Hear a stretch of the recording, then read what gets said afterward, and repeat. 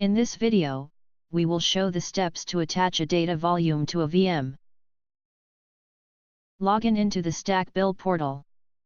Then click on Volume option under Cloud menu. To create a new volume, click on Add Volume option. Provide a name for the volume. Then select the Require offering under Storage offering menu. Click on Create button.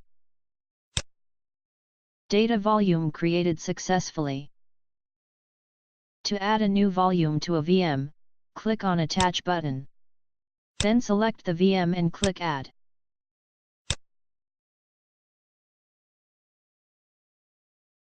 Data volume added successfully to a VM. Thanks for watching this video.